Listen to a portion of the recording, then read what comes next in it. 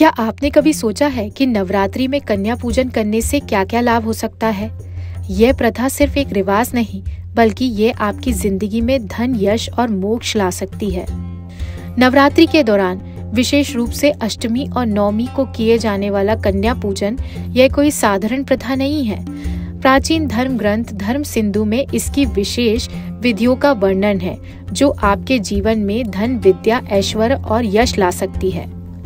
आइए जानते हैं कैसे अलग अलग कन्याओं की पूजा से अलग अलग देवियों की कृपा प्राप्त की जा सकती है। विद्या और यश के लिए ब्राह्मण कन्या, धन और ऐश्वर्य के लिए वैश्य कन्या और राजसत्ता के लिए क्षत्रिय कन्या की पूजा की जाती है।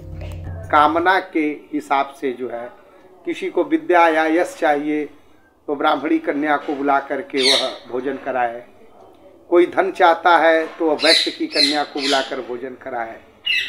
कोई राजसत्ता चाहता है, मान प्रतिष्ठा चाहता है तो वह क्षत्रिय की कन्या को बुला करके भोजन कराए।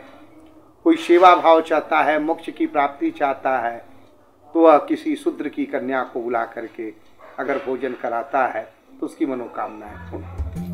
काशी के विद्वान पंडित संजय उपाध्याय बताते हैं कि कन्या पूजन की उम्र क्या होनी चाहिए और इससे क्या परिणाम मिलते हैं। उन्होंने विशेष रूप से यह भी बताया कि इन कन्याओं को देवी के विभिन्न रूपों का दर्जा दिया गया है। 2 वर्ष से लेकर के 10 वर्ष तक की कन्याओं का पूजन किया जाता है।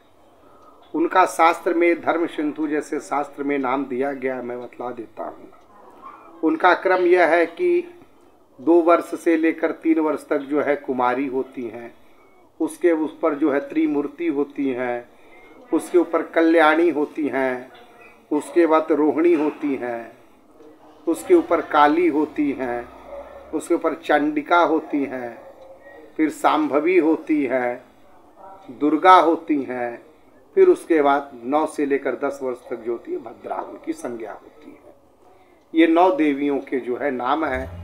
अगर आप भी नवरात्रि में कन्या पूजन कराने जा रहे हैं तो इस प्राचीन विधि का पालन जरूर करें और देखें कैसे आपके जीवन में परिवर्तन आता है। लोकल 18 वाराणसी से अभिषेक जायसवाल की रिपोर्ट।